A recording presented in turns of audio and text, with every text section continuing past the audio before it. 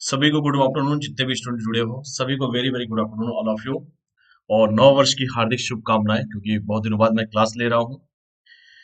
और आज चलिए हम नए साल पे 2021 लेटेस्ट क्रैक इट करते हैं, क्योंकि 21 का प्रीलिम्स भी देना ही है आप लोगों को। जो लोग को मेंस देना है वो मेंस अपना दे। तो चलिए हम समय को व्यर्थ न करते हुए 2021 का आज पहला क्लास है मेरा यूट्यूब पे। तो जितने भी स्टूडेंट हैं सभी लोग समय पर आइए और आज हम कुछ क्रैकेट करते हैं, ठीक है। लेटेस्ट क्रैकेट किया जाए, क्योंकि अनअकैडमी वो प्लेटफॉर्म देता है आपको जहाँ घर बैठे ही इंडिया के टॉप एजुकेटर से आप क्लास कर सकते हैं, क्लास ले सकते हैं, कहीं जाने की आपको जरूरत नहीं है, ठीक है। तो पहला क्लास है आज। आज का क्लास कुछ ऐतिहासिक क्लास बनाते हैं, क्योंकि आज साल का पहला क्लास है मेरा, ठीक है। तो आज क्रैकेट करते हैं और लेटेस्ट क्रैकेट यूपीएससी सीएससी, क्योंकि मैं यूपीएससी सीएससी को ही डील करता हूँ इस पे। तो यूपीएससी सीएससी की ही बात करूंगा। तो चलिए बात करते हैं crack UPSC CSC in Hindi with us. जितने भी टॉप एजुकेटर हैं, चाहे क्वालिटी कंटेंट है, क्रिकेट लर्निंग एक्सपीरियंस है, सब कुछ यहाँ पे आपको मिलेगा। और latest crack UPSC CSC Hindi channel है, यूट्यूब का चैनल है, अनअकैडमी का ही, और सभी का इस चैनल पे स्वागत है, ठीक है। समय हो गया, सभी लोग जल्द से जल्द आइए। और आगे बात करते हैं सब्सक्रिप्शन के बारे में। अगर बात किया जाए, क्योंकि ये भी इंपॉर्टेंट है, तो डेली लाइव क्लास मिलेगा। जैसे मैं लाइव क्लास ले रहा हूँ वैसे ही लाइव क्लास आपको मिलेगा। स्ट्रक्चर कोर्सेज होंगे, जो कोर्स होंगे आपके स्ट्रक्चर फॉर्म में होंगे, मतलब प्रॉपर तरीके से क्लास चलेंगे। लाइव क्लास का मतलब ये होता है कि सीधा प्रसारण। सीधा प्रसारण का मतलब क्या होता है कि टू वे कम्युनिकेशन। मतलब आप, जैसे मैं कुछ पढ़ाऊंगा, आपको कोई क्वेरी होगी, वो क्वेरी आप मुझसे कमेंट के माध्यम से पूछ सकते हैं, ठीक है। स्ट्रक्चर कोर्सेज होंगे, जो कोर्स होंगे स्ट्रक्चर फॉर्म में होंगे, मतलब प्रॉपर तरीके से क्लास चलेगा। अगर हिस्ट्री है तो हिस्ट्री चलेगा, ज्योग्राफी है तो ज्योग्राफी चलेगा, पॉलिटी है तो पॉलिटी चलेगा। मतलब जैसे ऑफलाइन क्लासेस चलते थे वैसे ही ऑनलाइन क्लास चलेंगे, ठीक है। लाइव टेस्ट एंड क्विज मिलेगा आपको और अनलिमिटेड एक्सेस मिलेगा। लाइव टेस्ट एंड क्विज का बेनिफिट क्या होगा कि टेस्ट और क्विज देके आप अपने क्वेरी को दूर कर सकते हैं, ठीक है। तो टेस्ट और क्विज बार बार देते रहिए, क्योंकि टेस्ट और क्विज वैसी चीजें हैं जो आपको फाइनल डेस्टिनेशन तक पहुंचाएगा। मेरे कहने का मतलब बस यही है कि जो बच्चा टेस्ट देता है, जो क्विज देता है, जो अपने आप को इवेल्युएट करता है, वही सही तरीके से उसकी तैयारी चलती है। क्योंकि टेस्ट के द्वारा ही तो आपको पता चलता है कि आपकी तैयारी वाकई में हो क्या रही है। अगर किसी सब्जेक्ट में आपकी पकड़ अच्छी नहीं है तो टेस्ट दीजिए आप, उसका पता चल जाता है कि जिसमें कमी है उस कमी को दूर करने का मौका देता है। और यूपीएससी बार बार मौका तो देता नहीं है, साल में एक बार पेपर होता है, आप सभी जानते हैं। बाकी बहुत सारी परीक्षा यूपीएससी कराता है, लेकिन जो समय चला जाएगा दोबारा मिलेगा नहीं, इसलिए टेस्ट देते रहिए आप लोग। और अनलिमिटेड एक्सेस मिलेगा। अनलिमिटेड एक्सेस का बेनिफिट क्या है कि सपोज दैट अगर लाइव क्लास नहीं भी कर पाते हैं किसी कारणवश, तो वो जो लाइव क्लास होगा आपके मोबाइल में स्टोर हो जाएगा, और उसे आप अनलिमिटेड एक्सेस के साथ उसको देख सकते हैं, सुन सकते हैं, समझ सकते हैं। तो इन सब चीजों का आपको बेनिफिट मिलेगा अनअकैडमी के साथ। और भी देखिए, अनअकैडमी का ऐप है जिसे गूगल के प्ले स्टोर से या एप्पल के प्ले स्टोर से डाउनलोड कर सकते हैं। तो जो लोग डाउनलोड न किए हो वो डाउनलोड कर लें। और समय हो गया है बेटा, जल्द से जल्द सभी लोग आइए, क्योंकि समय को व्यर्थ ना कीजिए। क्योंकि 2021 चल रहा है, और 2021 क्यों चल रहा है, तो अगर सीसेट पढ़ते होंगे, देखिए 20 के बाद 21 ही आता है, और 21 के बाद 22 आता है। तो देखो अब इंक्रीमेंट सबका हो रहा है, ठीक है। तो ऐसे भी समझना है तो समझ सकते हैं। तो सभी लोगों का नव वर्ष हार्दिक की हार्दिक शुभकामनाएं आपको। और इस साल सबका अच्छा जाए। कोरोना महामारी में वैसे भी 2020 2020 सभी लोगों ने देखा भी है, वैश्विक महामारी थी, इसके लिए खैर क्या कर सकते हैं, जो प्रिकॉशन ही इंपॉर्टेंट है। तो चलिए और आगे बढ़ते हैं। गूगल के प्ले स्टोर से, एप्पल के प्ले स्टोर से डाउनलोड कर सकते हैं। तो जिनके पास जो सुविधाएं हो वो डाउनलोड कीजिए। जो एप्पल वाले हैं एप्पल से कीजिए, गूगल वाले गूगल प्ले से करें। चलो ये देखिए मेरे बारे में है, मैंने बीटेक कंप्यूटर साइंस से किया है, अब 5 ईयर का एक्सपीरियंस हो गया है। ऑप्शनल सब्जेक्ट मेरा हिस्ट्री है, और मैं आप लोगों को हिस्ट्री, पॉलिटी और करंट अफेयर पढ़ाऊंगा। फिलहाल अभी करंट अफेयर की बात करूंगा, ठीक है, क्योंकि पेपर है, बहुत सारे बच्चों का मेंस स्टार्ट होने वाला है। और ये टेलीग्राम का लिंक किसे कहते हैं बेटा, टेलीग्राम के लिंक से आप सभी के सभी जुड़ जाइएगा।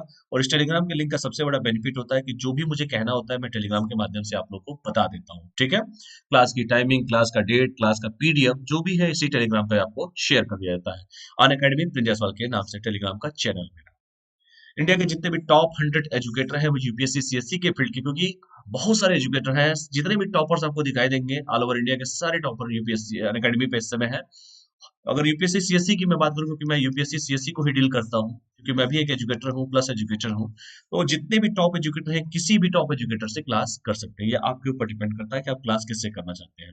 ये सब्सक्रिप्शन के बारे में देख लीजिए। यूपीएससी सीएससी के सब्सक्रिप्शन जैसे पॉलिटी गवर्नेंस एंड आईआर का सब्सक्रिप्शन है, जियोग्राफी का सब्सक्रिप्शन है, साइंस एंड टेक्नोलॉजी है, एनसीईआरटी के समरी है, हिस्ट्री है, ऑप्शन कोर्स है, एनवायरमेंट एंड इकोलॉजी है, आर्ट एंड कल्चर है, करंट अफेयर है, इंडियन इकोनॉमी है, प्रैक्टिस स्ट्रेटजी है, और राइटिंग कोर्स भी है। ये सारे कोर्स जो है ना अन अकेडमिक में, और सारे के सारे जो कोर्स हैं वो किसी में भी सब्सक्रिप्शन आप ले सकते हैं। और भी देखिए बेनिफिट क्या है, दो तरह के प्लान चलते हैं, एक होता है प्लस, दूसरा होता है आइकॉनिक। हम बात करते हैं प्लस प्लान के बारे में, यूपीएससी सीएससी जीएस सब्सक्रिप्शन के बारे में। 1 महीने का भी है, 3 महीने का भी है, 6 महीने का, 12 महीने का, 24 महीने का और 36 महीने का। जो 1 ईयर का चार्जेज है इसका 49,500 है। ये कोड यूज करेंगे PJ01, 10% डिस्काउंट हो जाएगा आपके सब्सक्रिप्शन पे, और आपको ओनली पेमेंट करना है 44,550 पेमेंट करना है आपको। इसका बेनिफिट क्या मिलेगा बेटा, देखिए ये PJ01 जो कोड है कहीं पर भी अप्लाई कर सकते हैं, किसी भी सब्सक्रिप्शन पे आप, ठीक है। तो अगर 1 ईयर की चार्जेस के बारे में जो मैंने बताया, 49,500 चार्ज है आपका, 10% डिस्काउंट हो जाएगा। इसमें लाइव क्लास मिलेगा, जैसे मैंने बता ही चुका हूँ, test series, unlimited practice, structure schedule, ये सारा आपको मिलेगा। तो जिन लोगों को सब्सक्रिप्शन लेना है वो अपना सब्सक्रिप्शन लेके अपने 10% बचा भी सकते हैं, कोड PJ01।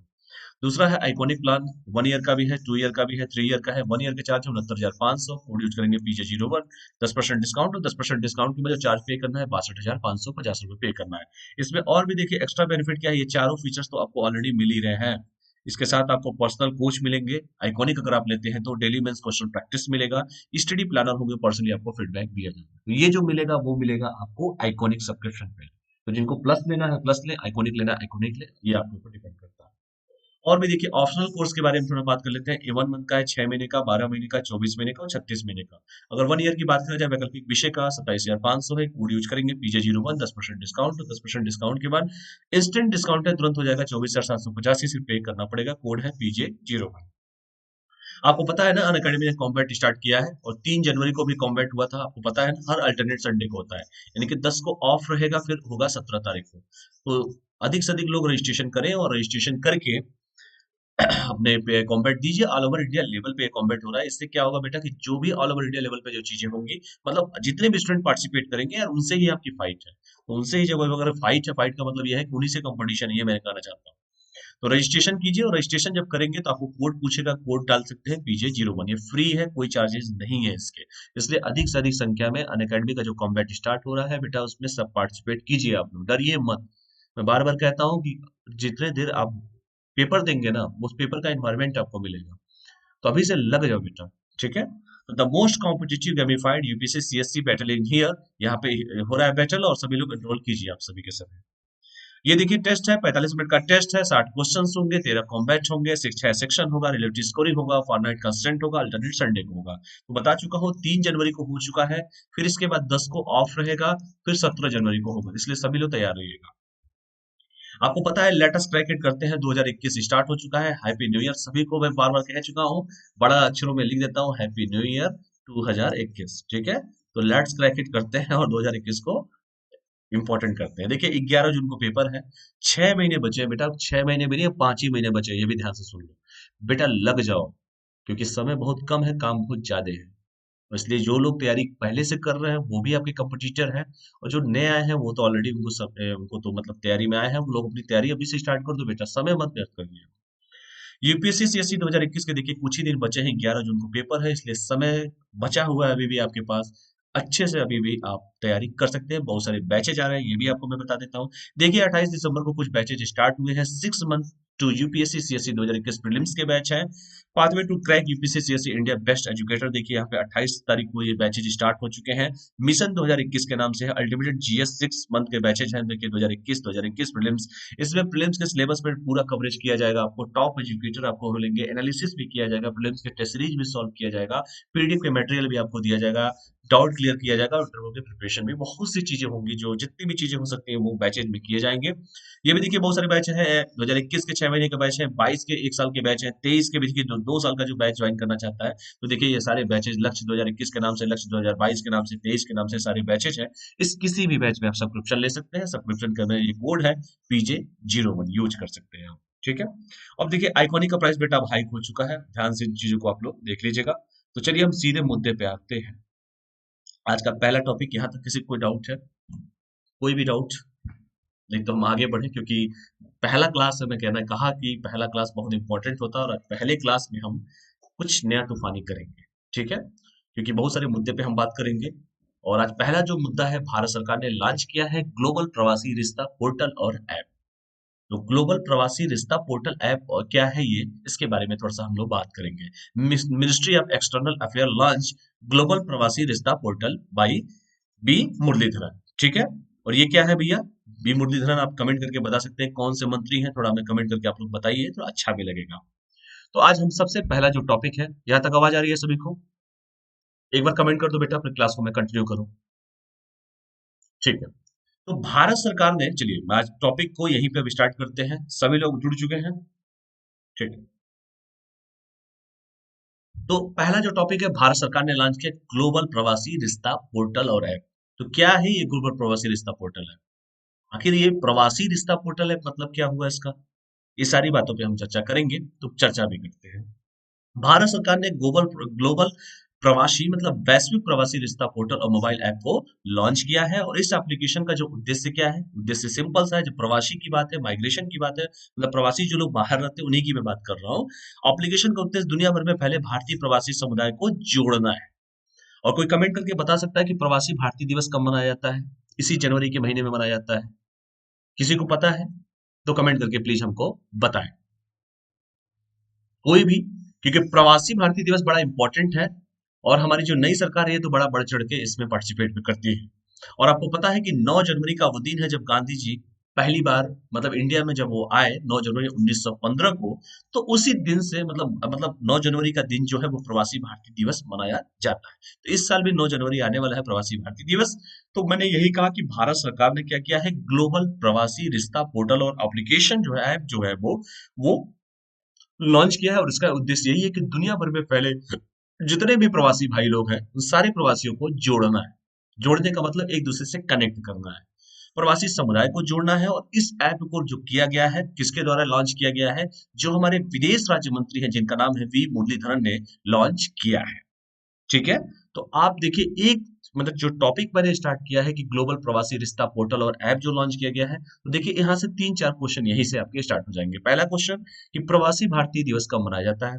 दूसरा क्वेश्चन कि विदेश राज्य मंत्री कौन है। तीसरा क्वेश्चन, इसका उद्देश्य क्या है? प्रवासी भारतीय जो जो जो जो है, जो ऐप लाया गया है, जो प्रवासी भारतीय जो पोर्टल है, उसका उद्देश्य क्या है? तो सिंपल सा उद्देश्य है कि जितने भी हमारे पूरे विश्व में फैले हुए जो हमारे प्रवासी समुदाय हैं, उन सारे लोगों को एक दूसरे से कनेक्ट करना है। और 9 जनवरी का दिन वो दिन है जब प्रवासी भारतीय दिवस मनाया जाता है। और 9 जनवरी के दिन इसलिए भी मनाया जाता है क्योंकि हमारे महात्मा गांधी आदरणीय बापू जो हमारे थे, जो गांधी जी सबसे पहले भारत में जब आए थे 9 जनवरी को आए थे, 1915 को आए थे। और 9 जनवरी को दिन प्रवासी भारतीय दिवस मनाया जाता है। तो यहीं से देखिए 3 से 4 क्वेश्चन मिल जाएंगे आपको कि इसका उद्देश्य क्या है। सिंपल उद्देश्य है कि इसका उद्देश्य यही है कि जितने भी ऑल ओवर वर्ल्ड में हमारे प्रवासी समुदाय के जो लोग हैं, उन सारे लोगों को, दुनिया में जितने भर फैले हुए हैं, उन सारे लोगों को एक दूसरे से कनेक्ट करना है, एक दूसरे से जोड़ना है, क्योंकि यूनिटी में शक्ति होती है। इसीलिए इस ऐप को लॉन्च किया गया है। यहाँ तक किसी को कोई डाउट है? कोई भी डाउट? बेटा जो पढ़ो तो एकदम पूरा डिटेल पढ़ो, ताकि जिस तरीके के क्वेश्चन आपके आए उस तरह के क्वेश्चन को आप अच्छे तरीके से डिलीवर कर सके। आपने देखा होगा कि अभी रिसेंटली एक पेपर हुआ था बिहार पीसी प्रीलिम्स का। उसमें पूछा था कि सबसे ज्यादा मतलब भारतीय किस देश में काम करते हैं, ऐसे ही कोई क्वेश्चन आया था जिसमें यूएई था, अरब सऊदी सऊदी अरबिया भी था, अमेरिका भी था, ऐसे कोई क्वेश्चन आया था। तो ये देखो, क्वेश्चंस किसी भी तरीके से आपसे पूछे जा सकते हैं। ठीक है। यहाँ तक किसी को कोई डाउट है? आगे बढ़े, चलिए। और भी देखिए क्या क्या चीजें हैं इसमें। क्या होगा इसका मुख्य बिंदु? इस बिंदु का सिंपल सा उद्देश्य जो मैंने बता दिया, जैसे नामों से ही पता चल गया कि प्रवासी रिश्ता पोर्टल और ऐप लॉन्च किया गया, सभी लोगों को जोड़ने की बात की गई है। तो बस वही मुख्य बिंदु है कि पोर्टल और मोबाइल ऐप दुनिया भर में फैले 3.12 करोड़ भारतीय मूल के लोगों को जोड़ने में मदद करेंगे, जो पूरे पूरे विश्व में फैले हुए जो लोग हैं। तो कितने बेटा? 3.12 करोड़। देखो याद भी रखने का तरीका 123 होता है। 3.12 करोड़ जो दुनिया भर में फैले हुए जो हमारे प्रवासी समुदाय के लोग हैं, उन सभी प्रवासियों को एक दूसरे से जोड़ना है। और यह भारतीय मिशनों जिसमें दूतावास है, विदेश मंत्रालय, भारतीय प्रवासियों के बीच 3 तरफा संचार में मदद करेगा। तो सरकार के पास भी एक डेटा भी कलेक्ट होगा। सरकार जो दूतावास होती है, एम्बेसी जो होती है, या विदेश मंत्रालय या भारतीय प्रवासियों के बीच 3 तरफा संचार में मदद करेगा ये। इसीलिए ये पोर्टल लाया गया है। और पोर्टल का मतलब ही यही होता है कि सरकार के पास भी एक एग्जैक्ट डेटा रहेगा। ठीक है। यहाँ तक कोई डाउट है किसी को भी? कोई भी डाउट किसी भी स्टूडेंट को? चलिए और आगे बढ़ते हैं। इस एप्लीकेशन का उपयोग भारतीय मूल के लोगों द्वारा किया जाएगा, जबकि पोर्टल का उपयोग विभिन्न मिशनों द्वारा किया जाएगा। जाहिर सी बात है, जब भारतीय लोगों की ही बात की गई है, वो लोग जो बाहर जाके अपना काम करते हैं, वो लोग जो बाहर जाके अप जीविकोपार्जन करते हैं, या किसी भी माध्यम से वो बाहर गए हैं, अपना काम कर रहे हैं, प्रवासी हैं वो उन्हीं सभी लोगों के लिए ये सब चीजें लॉन्च की गई है। ठीक है, जहां तक कोई डाउट है किसी को भी, कोई भी डाउट? चलिए आगे बढ़ते हैं। थोड़ा तबीयत डाउन है बेटा, तो धीरे धीरे ही चीजों को लेकर चल पाऊंगा आज। ठीक है। अभी तक दुनिया भर में भारतीय प्रवासियों से जुड़ने के लिए मंत्रालय के पास कोई प्रभावी संचार चैनल उपलब्ध नहीं है। ये बताओ, अभी अभी तक की मैं बात कर रहा हूँ, रिसेंटली तक की बात कर रहा हूँ। इसलिए सरकार चाहती है कि एक ऐसा एप्लीकेशन हो, एक ऐसा पोर्टल हो, जिस पोर्टल पे सभी का डेटा एग्जैक्ट पता चल सके कि इस देश में इतने प्रवासी देश लोग रहते हैं, या प्रवासियों के लिए क्या क्या मूलभूत सुविधा क्या वहां की गवर्नमेंट दे रही है कि नहीं दे रही है, हमारे जो लोग हैं वहां पे। क्योंकि हर देश से हमारा एक रिलेशन है, अमेरिका के साथ एक रिलेशन है, ब्रिटेन के साथ एक रिलेशन है, पाकिस्तान के साथ रिलेशन है, सऊदी अरबिया के साथ, हर देश के साथ जब रिलेशन है, तो जाहिर सी बात है सरकार के पास एग्जैक्ट डेटा तो रहेगी, और एग्जैक्ट डेटा का होना बहुत जरूरी है। इसलिए सरकार ने इस पोर्टल को लॉन्च भी किया। जैसे मैंने कहा कि भारतीय प्रवासी से जुड़ने के लिए मंत्रालय के पास कोई भी प्रभावी संचार चैनल उपलब्ध नहीं है, और भारतीय प्रवासी और विदेश मंत्रालय आपात स्थिति के दौरान संचार करने के लिए सोशल मीडिया प्लेटफॉर्म जैसे ट्विटर, फेसबुक, व्हाट्सएप का उपयोग करते हैं। और आपको मैं बता दूं कि जब हमारी विदेश मंत्री जब सुषमा स्वराज जी थी, आपको याद होगा कि कितने ट्विटर से, मतलब उस समय स्थिति ऐसी हो गई थी देश में कि लोग सोशल मीडिया का यूज कर करके बताते थे कि हम इस देश में रहते हैं, हमारे साथ ये समस्याएं घटित हो रही है, कृपया आप हमारी मदद करें। क्योंकि कोई भी ऐसा चैनल अभी भी अवेलेबल नहीं था। तो सरकार ने देखा कि यार हमारे पास जब कोई चैनल ही नहीं है, तो हमें कुछ ना कुछ उन प्रवासियों के लिए करना है, क्योंकि प्रवासी हमारे लिए बड़ी इंपॉर्टेंट है। वो हमारे देश के जीडीपी में हमारे बहुत चढ़ के हिस्सा भी देते हैं, हिस्सा मतलब उनका योगदान है। तो आपने देखा होगा, जैसे मैंने कहा सुषमा स्वराज जी अब तो खैर हमारे बीच में नहीं है, अब तो विदेश मंत्री। कमेंट करके कोई बता सकता है कि विदेश मंत्री वर्तमान में कौन है? विदेश राज्य मंत्री तो मैंने बता दिया कि कौन है। आप मुझे विदेश मंत्री का नाम बता दीजिए कौन है, फिर मैं बताऊं। क्योंकि इसके पहले जो विदेश मंत्री था 2014 और 19 के बीच में, सुषमा स्वराज जी तो खैर अब नहीं है, वो विदेश मंत्री थी। उस समय आप लोग देखा लोग ट्विटरबाजी करना चालू कर दिए, ट्विटर के माध्यम से अपनी समस्याओं को इंगित करते थे कि हम इस देश में फंसे हुए, हमारे साथ ये समस्या है और प्लीज उस समस्या को सॉल्व कीजिए। और विदेश मंत्री की तरफ से का जो फर्ज होता है, जिस तरीके से उन्होंने भली बात निभाया सुषमा स्वराज जी ने, सभी लोग परिचित भी होंगे उन चीजों से। तो कोई माध्यम नहीं था, जब कोई माध्यम ही नहीं रहेगा तो जाहिर सी बात है लोगों को समस्याएं होंगी। इसलिए सरकार ने कहा कि भैया हम उनका एक रिकॉर्ड मेरे पास होना चाहिए, कोई ऐसा पोर्टल होना चाहिए जिस पोर्टल के माध्यम से वो सभी के सभी लोग अपनी समस्याओं को इंगित करा सके, ताकि ये हमारी समस्या है, इस समस्या का हमें समाधान किया जाए। क्योंकि हम बाहर किसी भी देश में रह रहे हैं, तो बाहर जब किसी देश में रहे तो जो भी मूलभूत सुविधाएं हमको मिल रही है कि नहीं मिल रही है, ये हमारे साथ कोई घटनाएं घट रही हैं, अगर मैं अपनी बात को किसी के सामने रिप्रेजेंट करना चाहता हूँ, तो कोई ऐसा पोर्टल होना चाहिए जिस पोर्टल पे जाके हम अपनी हमारी समस्याओं को वहां पे अंकित कर दे कि देखिए हमारी ये समस्या है, इसका जल्दी निदान होना चाहिए। तो सरकार ने भी सोचा कि देखो ये बहुत जाहिर सी बात है, ये समस्याएं जरूर हो रही है, क्योंकि पहले तो सोशल मीडिया के माध्यम से पहले हो जाता था, लेकिन सोशल मीडिया के माध्यम से चलिए ठीक है हो रहा है, लेकिन सरकार के पास कोई ऐसा पोर्टल नहीं था। और जब पोर्टल रहेगा तो एक एग्जैक्ट सारे के पास डेटा रहेगा, सरकार के पास पूरा डेटा रहेगा कि इतने आदमी इस देश में कार्यरत हैं, इनकी अगर कोई समस्या है, समस्या अगर मेल के माध्यम से या पोर्टल पे वो रजिस्टर्ड होते हैं, तो पोर्टल के माध्यम से कोई भी समस्या का सही तरीके से निदान किया जा सकता है। मेरे कहने का मतलब आप लोग शायद समझ चुके होंगे, मैंने पूरे ब्रीफ में इन चीजों को बता दिया है। ठीक है, तो वही मैंने कहा कि जब उस समय विदेश मंत्री जब हमारी सुषमा स्वराज हुआ करती थी, खैर अब हमारे बीच में नहीं है। एक ऐसी लेडी जो दिल्ली की सीएम तक रह चुकी है, एक ऐसी लेडी जो बढ़ चढ़ के जो मुखर होकर बात करती थी। ठीक है, सभी के लिए सम्मानित है वो। कुछ ऐसे लोग होते हैं जो अपनी छाप छोड़ के चले जाते हैं, बहुत सारे ऐसे नेता हैं जो वाकई में लीडरशिप की क्वालिटी थी। खैर, तो मैं वही कह रहा था कि उस समय ये स्थिति ऐसी उत्पन्न हो गई थी कि उनको सोशल मीडिया के माध्यम से बताना पड़ता था, और सोशल मीडिया के माध्यम से जब हमारे विदेश मंत्री को बात पता चलता था, तो बढ़ चढ़ के वो फ्रंट पे खेलती थी, बढ़ चढ़ के उनका उनको साथ देती थी। इसीलिए सरकार ने इन सब चीजों को लॉन्च किया। ठीक है, आगे बढ़ा जाए, यहाँ तक कोई डाउट किसी को भी? कोई भी डाउट, जितने भी स्टूडेंट जुड़े हो? चलिए, विदेश मंत्रालय ने ग्लोबल प्रवासी अनुसंधान पोर्टल और मोबाइल ऐप लॉन्च किया है, और इसका शुभारंभ जैसे मैंने कहा कि जो विदेश राज्य मंत्री हैं, जिनका नाम है वी मुरलीधरन साहब, इनके द्वारा किया गया है। तो आप मुझे कमेंट करके बताइए कि विदेश मंत्री वर्तमान में कौन है भारत के? विदेश राज्य मंत्री तो मैंने बता दिया, एक फॉरेन मिनिस्टर होते हैं, बताइए। क्योंकि जितने भी प्रवासी समुदाय के लोग हैं, प्रवासी जो हमारे भाई जो बाहर रहते हैं, जो काम के चक्कर में जाते हैं, किसी भी उद्देश्य से वो बाहर जाके रहते हैं, तो उनके लिए ये पोर्टल लॉन्च किया गया है, प्रवासी रिश्ता पोर्टल जिसका नाम दिया गया है। और शब्दों का बड़ा खेल होता है, ठीक है, तो शब्दों का खेल होता है और इन चीजों को आपको समझना भी चाहिए। यहां तक किसी को कोई डाउट है? कमेंट करिए प्लीज कि विदेश मंत्री कौन है इस समय। तो देखिए ये पूरा अगर डिटेल अगर कभी भी आप अगर प्रवासियों की समस्याओं पे या कुछ भी आ जाए ना इंटरनेशनल रिलेशन में, तो मुझे लगता है कि आप लोगों के पास मैटर मैंने दे दिया है, क्योंकि मैं पूरा डिटेल ही बता देता हूँ। यहाँ तक कोई डाउट है किसी को भी? चलिए और भी बात कर लेते हैं। चलिए, बाकी लोग कमेंट करते रहिए। लाभ क्या होगा, लाभ ही देख लीजिए। यह पोर्टल भारतीय प्रवासी सदस्यों के पंजीकरण में सहायता करेगा। ये वो अपने आप को रजिस्टर्ड कर लेंगे, पोर्टल होगा तो रजिस्ट्रेशन भी होगा, रजिस्ट्रेशन होगा तो वो अपने आप को पंजीकरण कर लेंगे। और इसमें पीआईओ, पीआईओ का मतलब क्या होता है बेटा? Person of Indian origin. और अनिवासी पर्सन ऑफ इंडियन ओरिजिन जिसे पीआईओ कहते हैं, अनिवासी भारतीय जिसे नॉन रेजिडेंस इंडियन कहते हैं, और ओआईसी जिसे ओवरसीज सिटीजन ऑफ इंडिया कहते हैं, ओसीआई जिसे कहते हैं ओवरसीज सिटीजन ऑफ इंडिया, ये सभी इसमें शामिल होंगे। तो सभी जब शामिल होंगे, जब वो लोग बाहर रहते हैं, जिसे मैं प्रवासी शब्द ही मैं यूज कर दिया। प्रवास का मतलब क्या होता है? बाहर कहीं, प्रवासी कहीं किसी भी एक जगह से दूसरी जगह पे स्थानांतरण, प्रवासी कोई होता है अगर। तो वही मैंने कहा कि जितने भी होंगे, जाहिर सी बात है पोर्टल पे अपने आप को रजिस्टर्ड करेंगे तो सरकार के पास एग्जैक्ट डेटा भी मिलेगा, और जो भी अपनी समस्याओं को इनको इंगित कराना वो करा भी सकते हैं। यह पोर्टल भारतीय प्रवासियों को नई और मौजूदा सरकारी योजनाओं से जोड़ने में मदद भी करेगा। तो सरकार की जितनी भी, मैंने कहा ना कि अगर कोई समस्या हो रही हो, कुछ भी उनको प्रॉब्लम हो रही हो, तो उस पोर्टल पे जाके वो वहां पे कंप्लेन कर सकते हैं।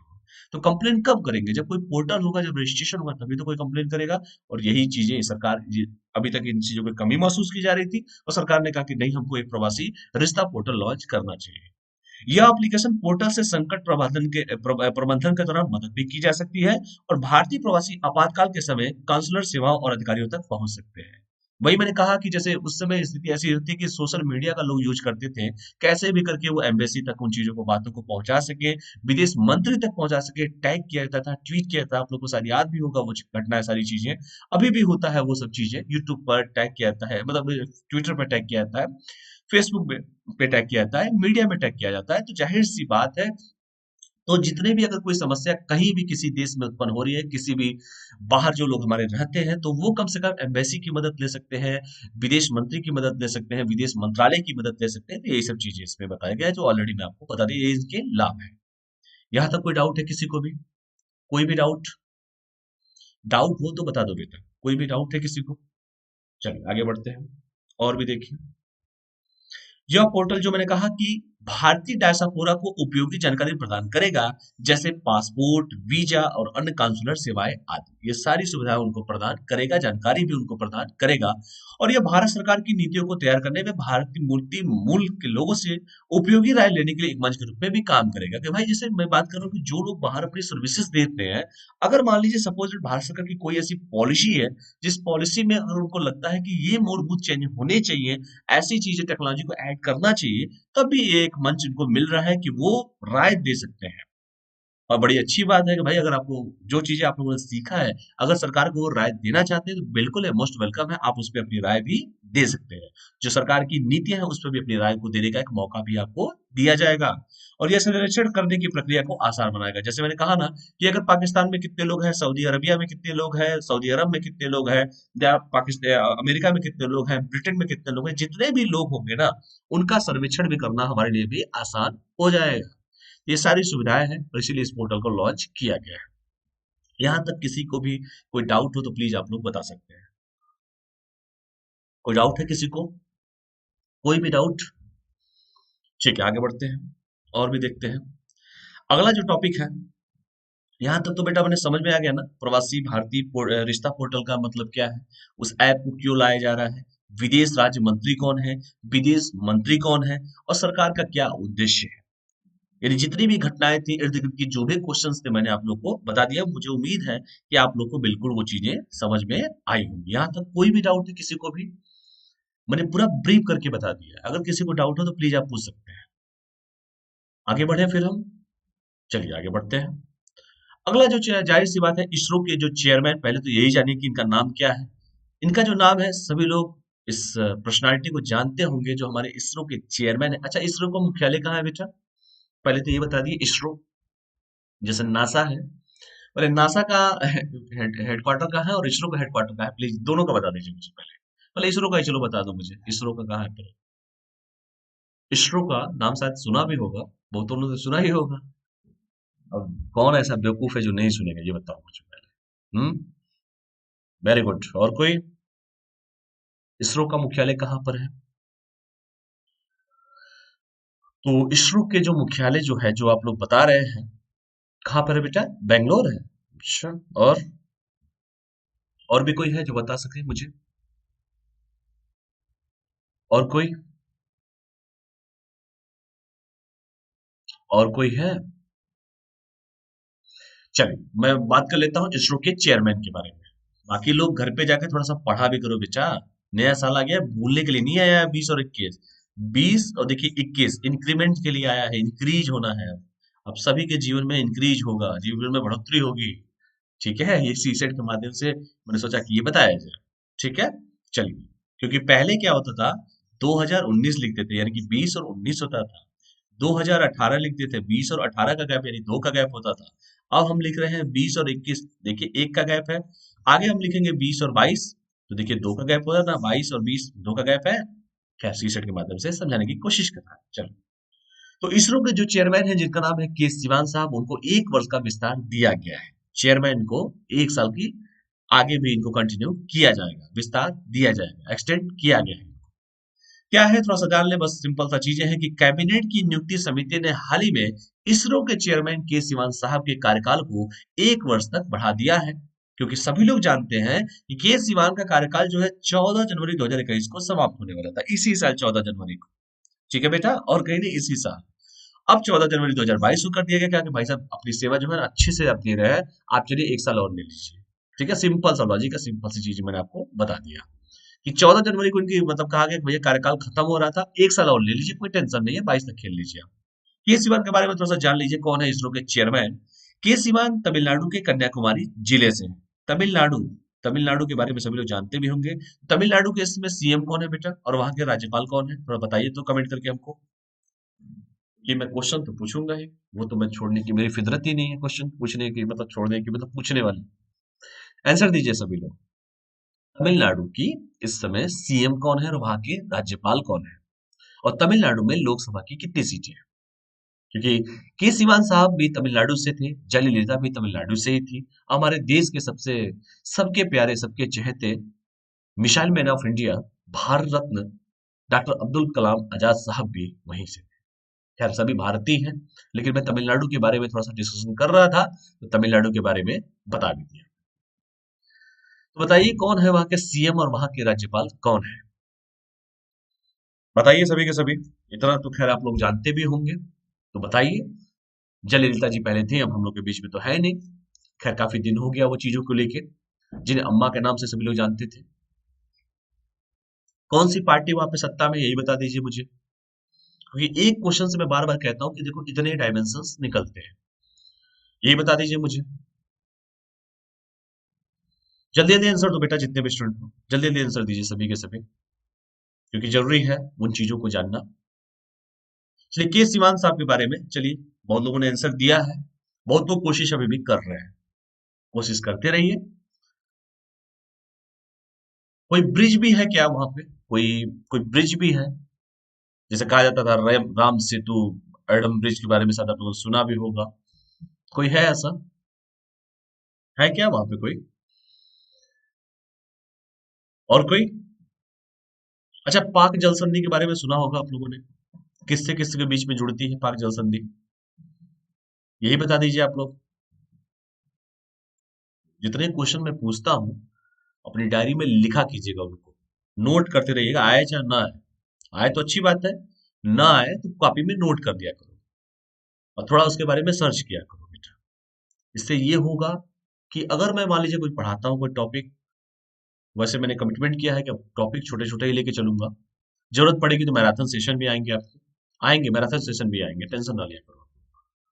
और जो क्वेश्चन बीच में मैं पूछता हूँ, वो क्वेश्चन बेटा कॉपी पे लिखा करो, और घर पे जाके थोड़ा सा उसके बारे में सर्च किया करो। बताने को मैं सब बता दूं, लेकिन सब नहीं बताना चाहता मैं।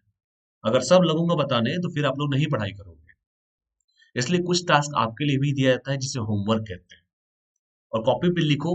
उस कॉपी पे सिर्फ रोज जो मैं क्वेश्चन पूछता हूँ वही लिखते चलना। और जब उसको पूरा करोगे ना, रोज कम से कम जो पढ़ा रहा हूँ वो तो आपको चलिए पता चल गया कि इसरो के चेयरमैन के सिवान साहब हैं। इनका कार्यकाल 14 जनवरी को खत्म हो रहा था, अब उनको 1 साल बढ़ा के 14 जनवरी 2021 में खत्म हो रहा था, 22 में खत्म होगा। इतना तो आप लोग जान लिए कि तमिलनाडु के रहने वाले, इतना तो सबको पता है। और इसरो के मुख्यालय कहाँ है सब पता होगा, चलो कोई बात नहीं।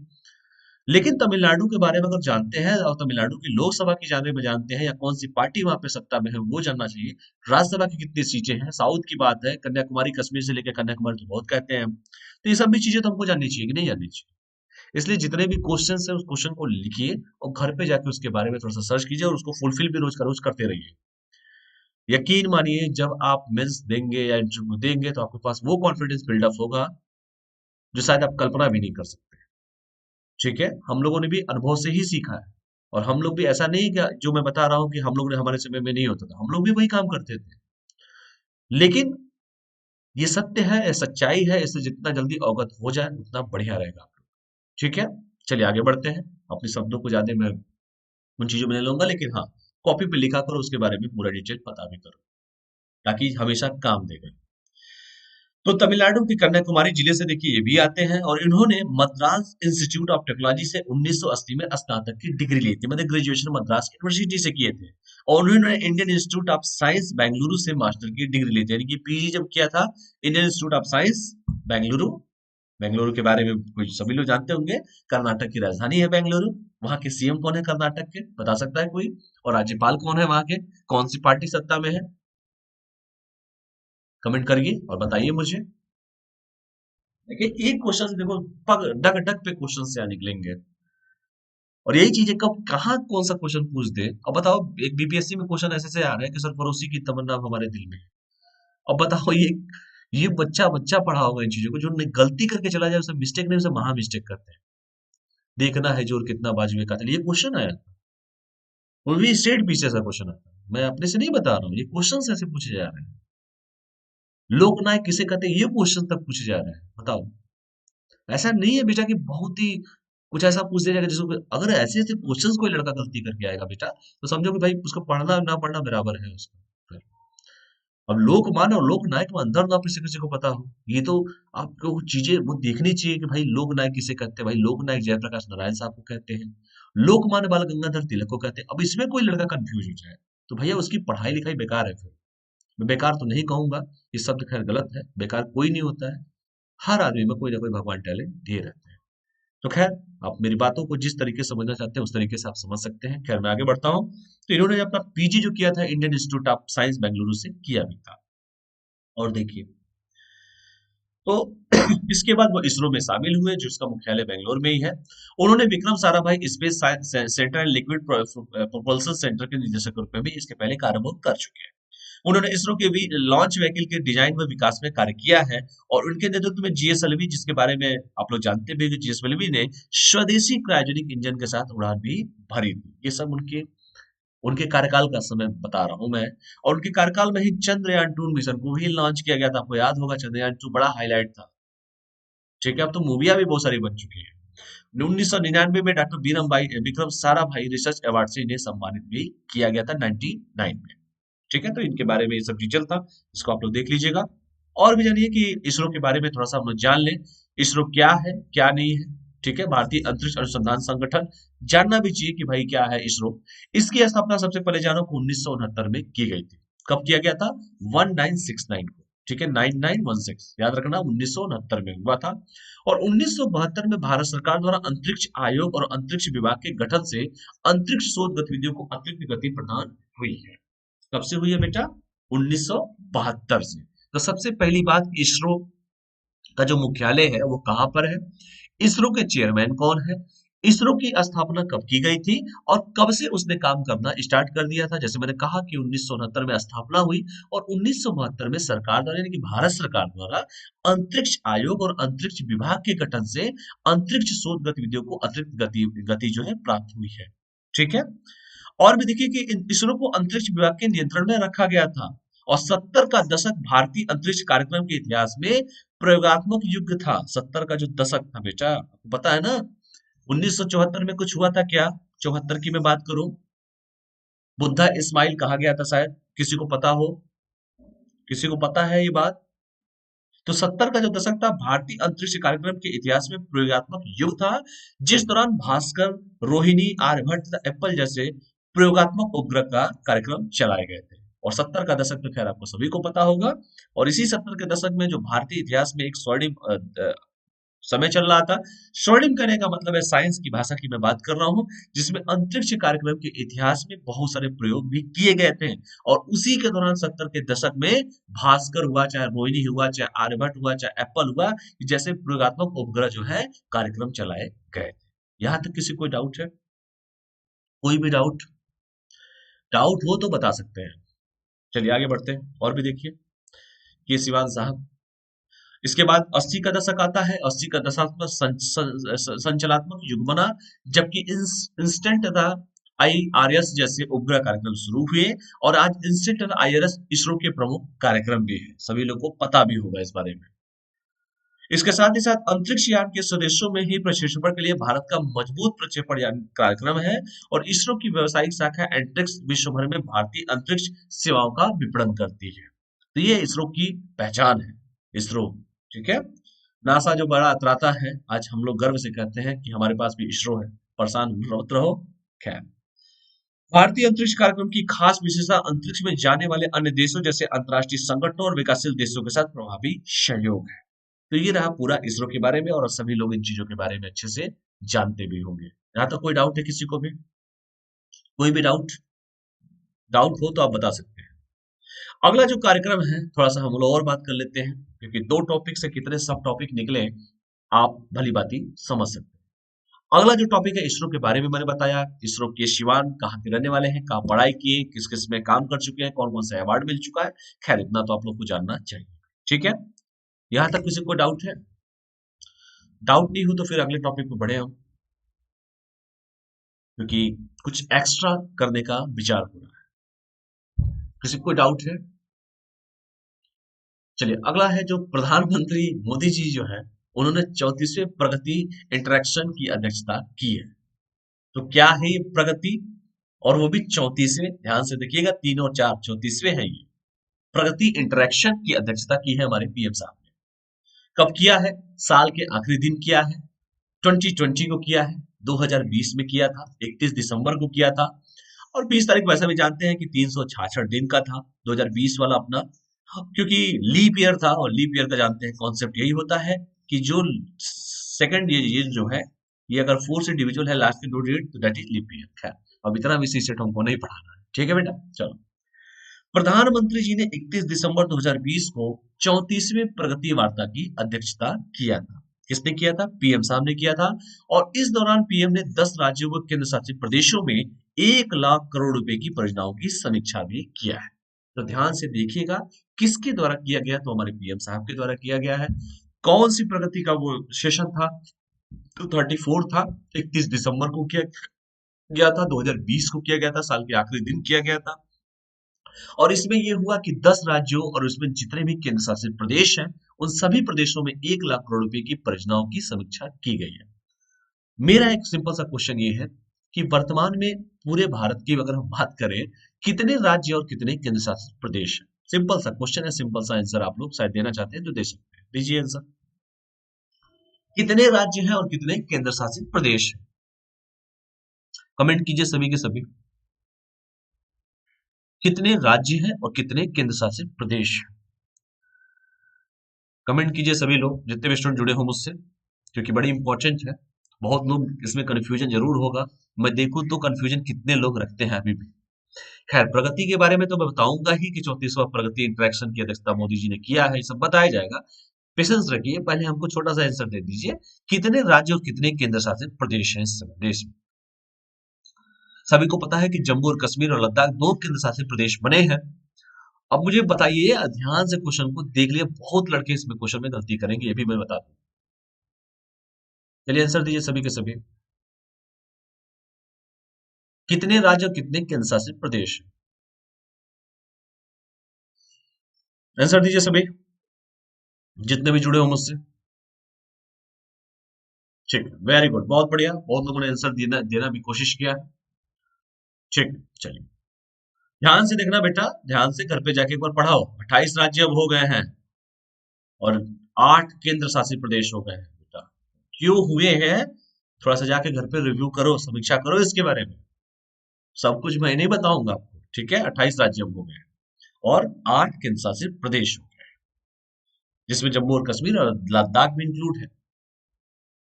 ठीक है, चलिए। इस दौरान कई शिकायतों का उन्होंने निवारण भी किया। हमने 10 राज्यों में जो समीक्षा किया गया है राज्य और केंद्र शासित प्रदेशों का, जिसमें उन्होंने कहा कि 1 लाख करोड़ रुपए की परियोजनाओं की समीक्षा इन्होंने किया है। जब समीक्षा होगा, रिव्यू होगा, जो कमियां होंगी उसको उजागर भी किया जाएगा, उस पर काम भी किया जाएगा, उस पर विकास में काम भी होगा। तो उन्होंने क्या किया कि कई शिकायतों का निवारण भी किया।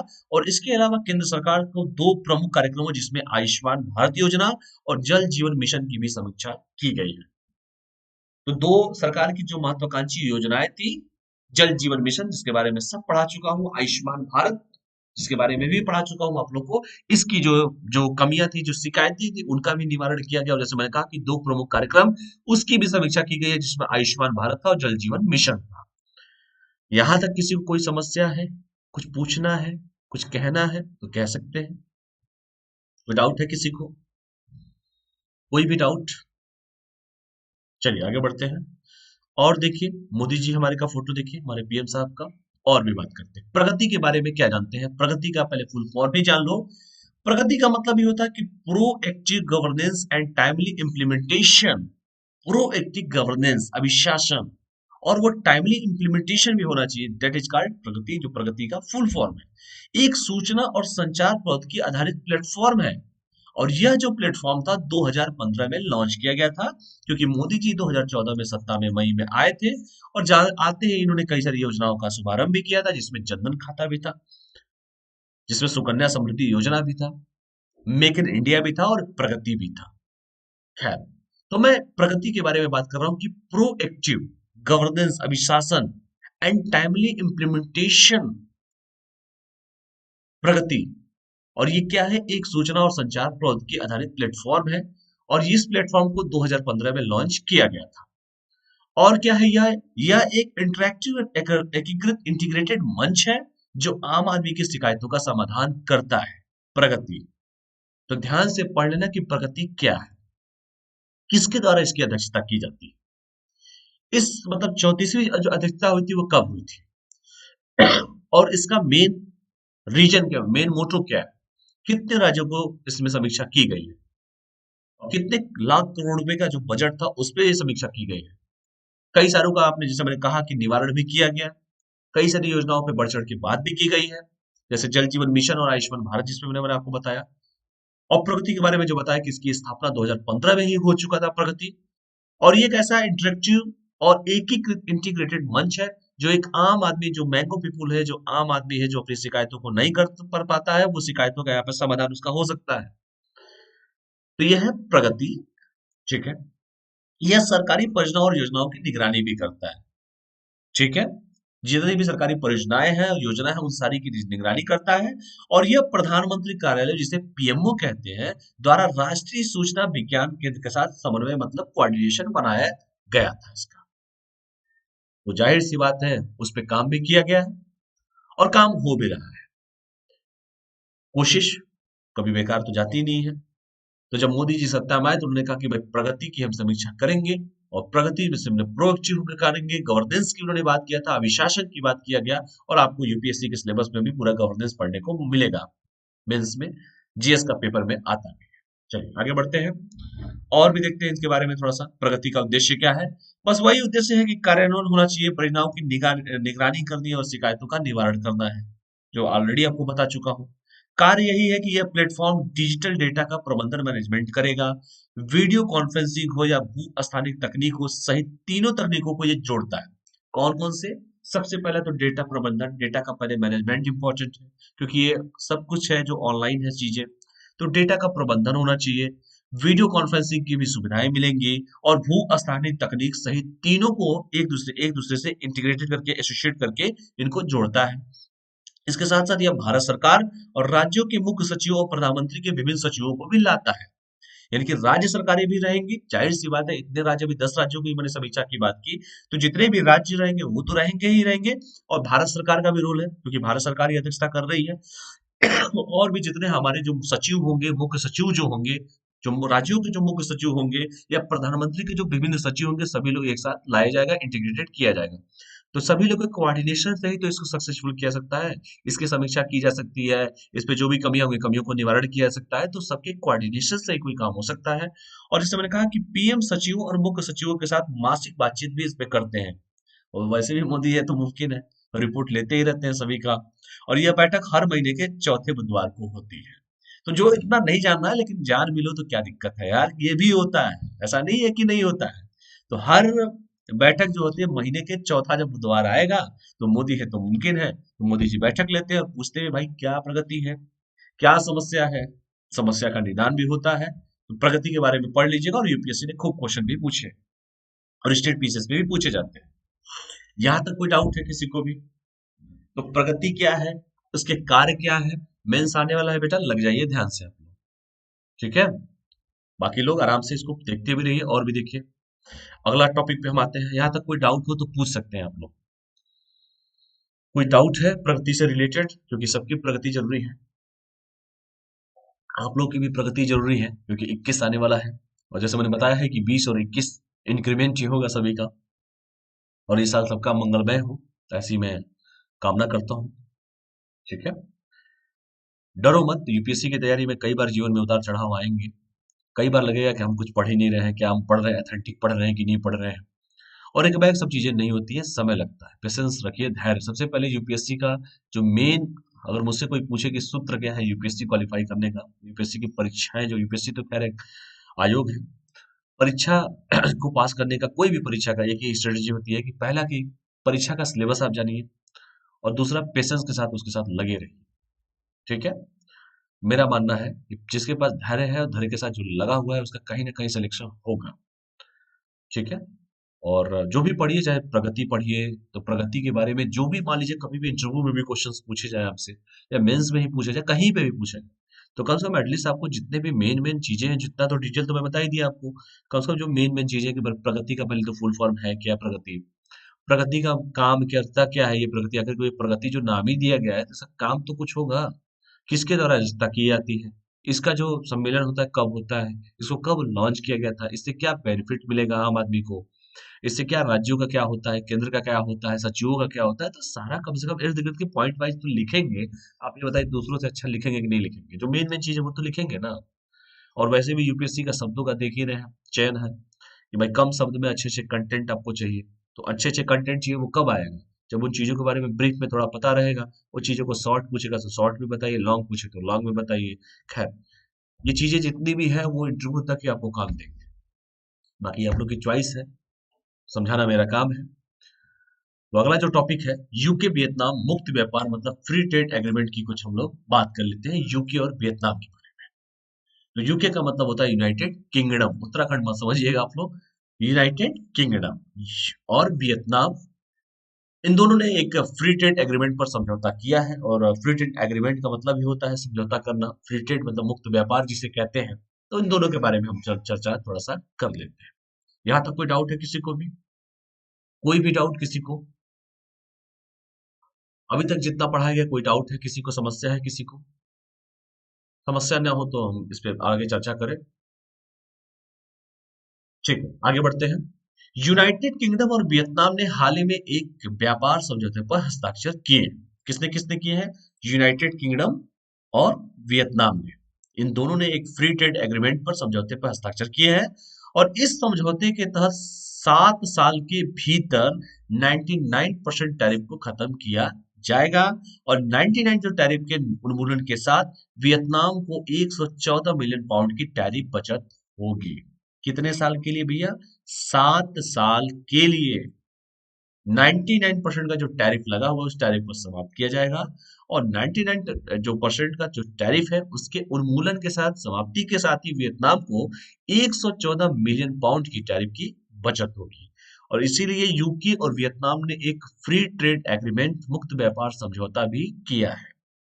यहाँ तक किसी को कोई डाउट है? अभी मुद्दे की चीज समझिए, बाकी इसके बैकग्राउंड के बारे में हम चर्चा करेंगे। यहाँ तक जो फैक्चुअल था वो मिल गया आपको। पृष्ठभूमि क्या है कि थोड़ा ध्यान से देख लीजिएगा, आपको पता ही है कि ब्रिटेन की आधिकारिक तौर पर यूरोपीय संघ को छोड़ने के बाद, ब्रिजिट बताया था ना आप लोगों को, बड़ी कहानी बताया था। ये वही है लोग जो पूरे विश्व पे राज करते थे। आज देखिए इनके साथ क्या हो रहा है। ये वही लोग हैं, मुट्ठी भर लोग, जो हमारे देश में व्यापार करने के उद्देश्य से आए थे, और व्यापार करने के साथ साथ हमारे धर्म में, हमारे राजनीति में, हमारे हर क्षेत्र में, हर सेक्टर में इन्होंने फूट डालना और राज करने की नीति अपनाई भी, और जरूरी भी था। मौका तो हमने ही दिया। ठीक है, कमियां हमारे में भी है, तभी सामने वाला मजा लेता है। कई चीजें थी, ये आए थे व्यापार करने, और व्यापार करते करते देश पे राज भी करने लगे और 200 साल तक राज किए। खैर सभी लोग जानते हैं, मैं उस टॉपिक पे नहीं आना चाहता। और 26 जनवरी आ ही रहा है, गणतंत्र दिवस अपना। खैर आगे हम चर्चा करते हैं। तो मैंने कहा कि यूरोपीय संघ के छोड़ने के बाद यह कई द्विपक्षीय अर्थव्यवस्थाओं से संबंधित सौदे को सुरक्षित करने के लिए काम कर रहा है। तो जाहिर सी बात है, जब ब्रिटेन से देख ही रहे हैं, ब्रिटेन के बारे में पढ़ा भी चुका हूँ आप लोगों को, तो बहुत सारी चीजें होंगी, धीरे धीरे बहुत सारे रिवोल्यूशन होंगे, बहुत सी चीजें आपके सामने सामने आएंगी। तो वही है, अब देखते हैं क्या है कि ब्रिटेन की आधिकारिक तौर पर यूरोपीय यूनियन को छोड़ने के बाद कई द्विपक्षीय अर्थव्यवस्थाओं से संबंधित सौदे को सुरक्षित करने के लिए काम कर रहा है ये, और इसीलिए ये सब चीजें भी करने के लिए इंपॉर्टेंट भी हो गई है। आगे और देखते हैं, चीजें और क्लियर होंगी। जैसे मैंने कहा था कि ब्रिटेन के साथ पहला पोस्ट ब्रेजिट सौदा व्यापार समझौता जापान ने किया था। उसके बाद ब्रिटेन ने सिंगापुर के साथ समझौता किया था। उसके बाद यह ब्रिटेन का तीसरा समझौता है। जैसे मैंने कहा ना कि ब्रेजिट हो गया है, तो इसीलिए मैंने कहा कि ब्रिटेन के साथ जो पहला ब्रेजिट सौदा हुआ था, व्यापार जो समझौता हुआ था, वो जापान के साथ हुआ था। दूसरा जो हुआ था ब्रिटेन से सिंगापुर का हुआ था, और तीसरा जो व्यापार समझौता हुआ है वो है वियतनाम के साथ हुआ है। इसके साथ ही साथ यूनाइटेड किंगडम यूरोप में वियतनाम का तीसरा सबसे बड़ा व्यापारी भागीदार है, और 2019 में वियतनाम ने यूके को 4.6 बिलियन पाउंड के मूल्य का सामान निर्यात किया, यानी कि बेचा है उनको। और यूके ने 600 मिलियन पाउंड का सामान निर्यात किया भी था। ठीक है, तो ये सब चीजें वियतनाम ने यूके को दिया था 4.6 मिलियन पाउंड, और यूके ने वियतनाम को दिया है 600 मिलियन पाउंड का। तो जाहिर सी बात है, एक दूसरे को देंगे लेंगे तभी तो आयात निर्यात चलेगा चीजें। और ये तीसरा समझौता हुआ है। तो पोस्ट ब्रेजिट जो सौदा हुआ था, वो पहला हुआ था जापान के साथ, दूसरा हुआ था सिंगापुर के साथ, और तीसरा हुआ है आपका वियतनाम के साथ। ठीक है, और जैसे मैंने कहा कि यूनाइटेड किंगडम यूरोप में वियतनाम का तीसरा सबसे बड़ा व्यापारिक भागीदार है। और 2019 में जैसे मैंने कहा कि वियतनाम ने यूके को दिया है 4.6 बिलियन पाउंड का सामान, मूल्य का सामान, और ब्रिटेन ने, यूके ने जो वियतनाम को दिया है वो 600 मिलियन पाउंड का दिया है। तो ये तीसरा समझौता हुआ है। इसको आप लोग ध्यान से पढ़ लीजिए। यहाँ तक कोई डाउट है किसी को भी? कोई भी डाउट, जितने भी स्टूडेंट जुड़े हो। खैर इतना ज्यादा डीप में नहीं बताना है, थोड़ा सा हम जान लेते हैं ट्रांस पैसिफिक पार्टनरशिप के बारे में, टीपीपी के बारे में भी थोड़ा सा हम लोग जान लेते हैं क्या है ये सब चीजें। आगे आप लोग को इंटरनेशनल रिलेशन जब पढ़ेंगे तो पूरा चीजें आपको बताई जाएंगी। वियतनाम और सिंगापुर के साथ यूके का समझौता ट्रांस पैसिफिक पार्टनरशिप के लिए मार्ग प्रशस्त करेगा। टीपीपी, ट्रांस पैसिफिक पार्टनरशिप, क्योंकि तीसरा ये देश है वियतनाम, पहला जापान, दूसरा सिंगापुर और तीसरा वियतनाम। और जैसे मैंने कहा कि वियतनाम और सिंगापुर के बीच में भैया क्या होगा, के साथ यूके का जो सौदा हुआ है वो ट्रांस पैसिफिक जो पार्टनरशिप के लिए मार्ग प्रशस्त करेगा। और ये क्या है, जैसे कि सभी को पता है कि trans pacific partnership Australia, Canada, Brunei, Japan, चीन, Malaysia, Peru, Singapore, New Zealand, Vietnam, America, Chile और पेरू के बीच एक प्रस्तावित व्यापार समझौता है, एग्रीमेंट है ये। और ये मार्ग प्रशस्त करेगा वियतनाम और सिंगापुर के साथ। जो यूके का सौदा हुआ है वो ट्रांस पैसिफिक पार्टनरशिप के लिए मार्ग प्रशस्त करेगा। और जैसे मैंने कहा है कि ट्रांस पैसिफिक पार्टनरशिप जो है उसमें ऑस्ट्रेलिया भी है, उसमें कनाडा भी है, उसमें बुर्नोई भी है, उसमें जापान भी है, चीन है, मलेशिया है, पेरू है, सिंगापुर है, New Zealand, Vietnam, America, Chile, Peru, सब कुछ है, सब लोग हैं। ये प्रस्तावित एक व्यापार समझौता है। और जो मैंने बताया कि 2016 में इस समझौते पर हस्ताक्षर किए गए थे, टीपीपी पे, ट्रांस पैसिफिक पार्टनरशिप पे। और जब हमारे ट्रम्प साहब 17 में ट्रांस पैसिफिक पार्टनरशिप पर आपत्ति जाहिर किया था, और ट्रम्प साहब की विदाई हो चुकी है और अमेरिका में नए राष्ट्रपति आए हैं। किसी को नाम अगर पता हो तो कमेंट करके हमको बता सकते हैं, क्योंकि ट्रम्प साहब तो अब विदाई हो चुकी है, कई बातों पर वो मुखर होकर विरोध करते थे। और जैसे मैंने कहा कि 16 में सभी लोगों ने हस्ताक्षर किया था, और अमेरिका की अपनी एक दबंगई है, एक अपनी सल्तनत वो चलाता है अमेरिका पूरे देश पे। तो 17 में जब ट्रम्प साहब आए थे, डोनाल्ड ट्रम्प साहब आए थे, तो उन्होंने कहा कि भैया हम इस पे आपत्ति जाहिर कर रहे हैं। अब कोई नया आया है राष्ट्रपति, देखते हैं वो क्या करते हैं। बाकी देशों ने 2018 में ट्रांस पैसिफिक पार्टनरशिप के लिए एक नया व्यापक और प्रोग्रेसिव समझौते पर हस्ताक्षर किए थे। अमेरिका को आपत्ति था, अमेरिका ने आपत्ति किया कि भैया हमको आपत्ति है, बाकी राष्ट्रपति ने बोला कि मुझे आपत्ति है, मैं आपत्ति जाहिर करता हूँ, कोई दिक्कत नहीं, करो तुम आपत्ति जाहिर। किसने रोका है किसी को? और देखिए, तो ये था आपका, जैसे मैंने कहा कि फ्री ट्रेड एग्रीमेंट। तो इसमें आपको ये पता चला कि पहला कौन था, दूसरा कौन था, तीसरा कौन था। वियतनाम ने यूके को कितना दिया, उसने उसको कितना दिया।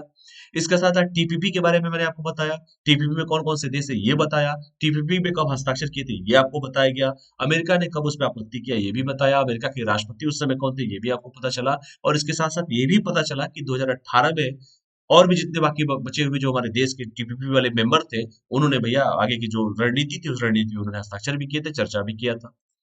ठीक है, चलिए अगला हम टॉपिक पे आते हैं। समय को व्यर्थ नहीं करूंगा मैं किसी के भी, क्योंकि मेंस आने वाला है बहुत सारे स्टूडेंट का, और प्रीलिम्स तो खैर चलता रहेगा, बहुत सी चीजें इंटरव्यू भी कई जगह चल रही हैं।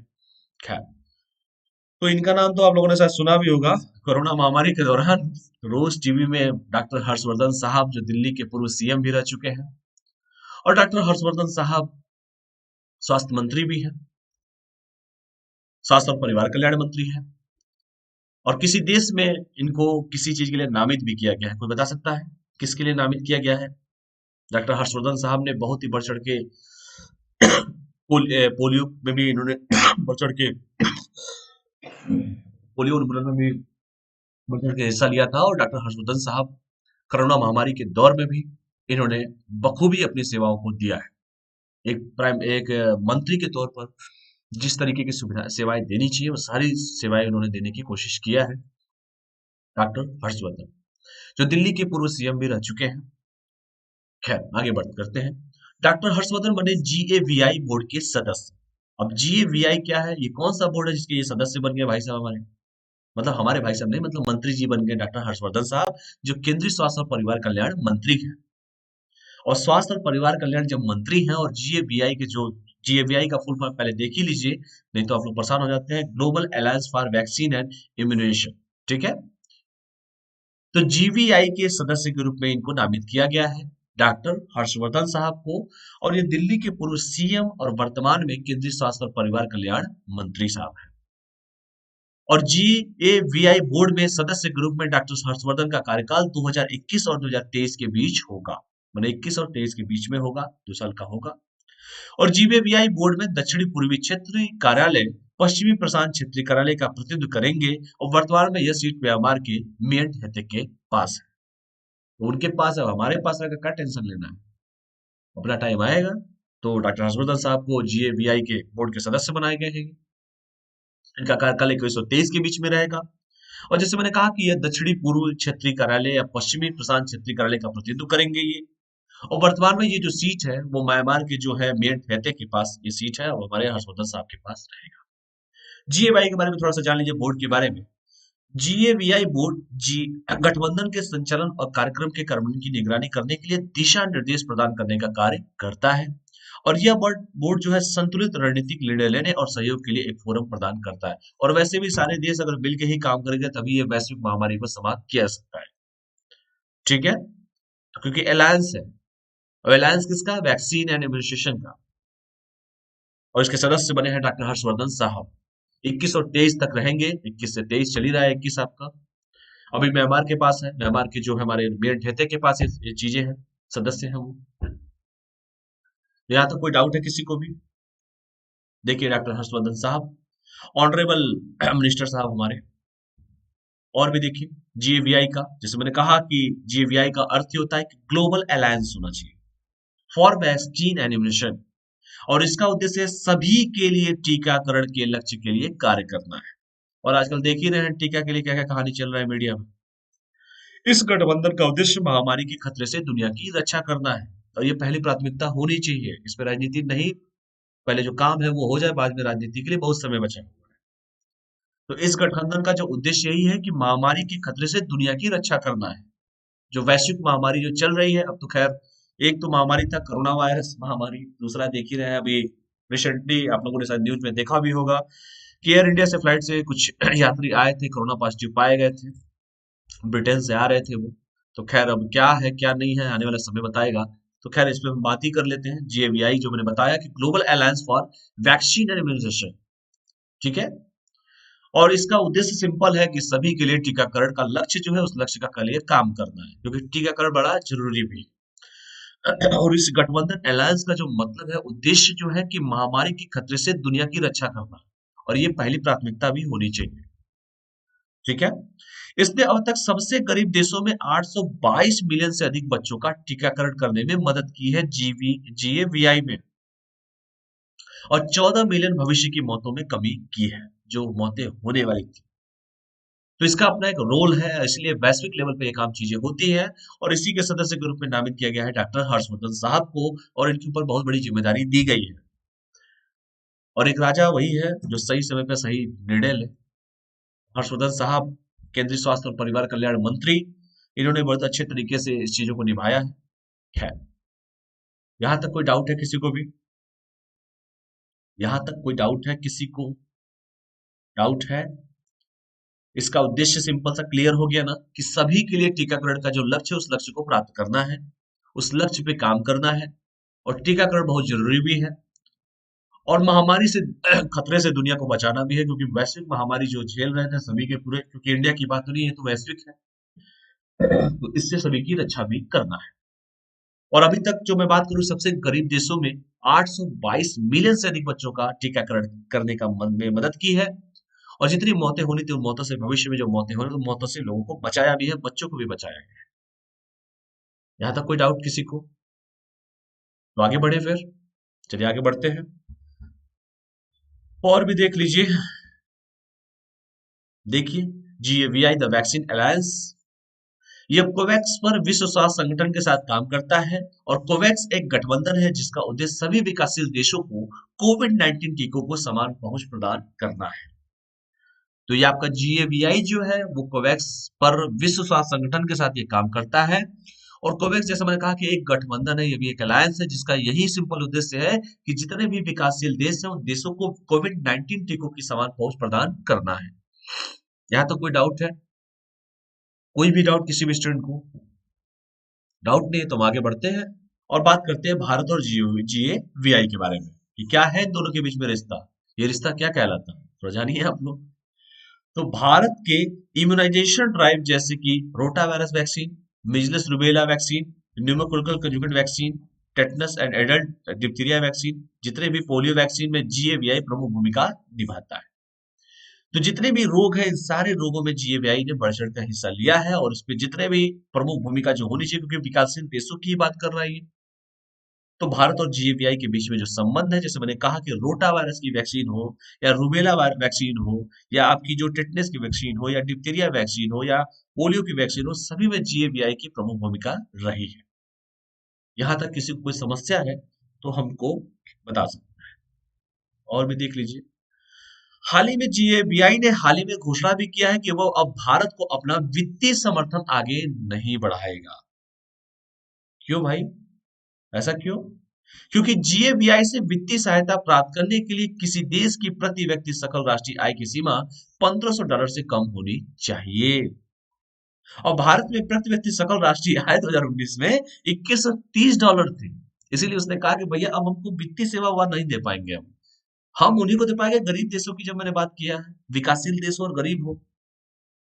और भारत में एक एक क्लॉज है इसका, इसने ये भी घोषणा किया है कि भैया अब हम भारत को अपना वित्तीय समर्थन नहीं देंगे, फाइनेंशियल समर्थन नहीं दिया जाएगा। क्यों नहीं दिया जाएगा? क्योंकि इसका क्लॉज है, इसका क्लॉज यही है कि किसी देश की अगर प्रति व्यक्ति जो राष्ट्रीय आय की सीमा अगर $1500 से कम होनी चाहिए, और भारत की जो इस समय बात किया जाए वर्तमान में, तो प्रति व्यक्ति जो सकल राष्ट्रीय आय है वो 2019 में 2130 हो गया है, और जो 1500 होना चाहिए और हो गया 2130, 630 की बढ़ोतरी है। तो उसने कहा भैया आप समर्थन नहीं देंगे, आप लोग तो अपने लायक मतलब हैं उस लायक, ठीक है। तो यही चीजें थी, इतना मुझे लगा कि आप लोग को बताना चाहिए, तो ये आप लोग जान लीजिए कि 1500 का क्लॉज है उसका, $1500 से कम होनी चाहिए। और भारत का जो प्रति व्यक्ति राष्ट्रीय सकल राष्ट्रीय आय जो मैंने बताया आपको $2130 है, तो कहीं ना कहीं उससे बड़ा ही होता है, इतना तो सीसेट आप लोग जानते होंगे। इसलिए कहा कि सर अब हम जो है आगे वित्तीय समर्थन नहीं दे सकते हैं आपको। कारण स्पष्ट है, हमारा एक क्लॉज है, हम गरीब देशों के लिए करते हैं और गरीब विकासशील देशों के लिए करते हैं। और आपका जो टर्म एंड कंडीशन को आप फुलफिल से ज्यादा ही कुछ ज्यादा फुलफिल कर रहे हैं, इसलिए आपको हम वित्तीय समर्थन नहीं दे सकते। बाकी तो चीजें आप समझ ही रहे हैं। तो अगला है, बस लास्ट टॉपिक है बेटा, यहाँ भी पढ़ लो। इसी से रिलेटेड एक और टॉपिक है, पढ़ लो कि विश्व स्वास्थ्य संगठन ने लॉन्च की है WHO कोविड-19 ऐप। यही WHO है। सही समय पर बता दिए होते तो ये समस्या ही ना उत्पन्न हुई होती। खैर मैं उंगली नहीं उठाऊंगा उनके ऊपर, कोई बात नहीं, अपना टाइम आएगा। वो आगे पढ़ते हैं। विश्व स्वास्थ्य संगठन, वर्ल्ड हेल्थ ऑर्गेनाइजेशन, WHO। कौन है WHO के हेड बेटा, कोई बता सकता है वर्तमान में? WHO के हेड कौन है? कोई भी? WHO का हेडक्वार्टर कहां पर है, ये बता दीजिए आप लोग।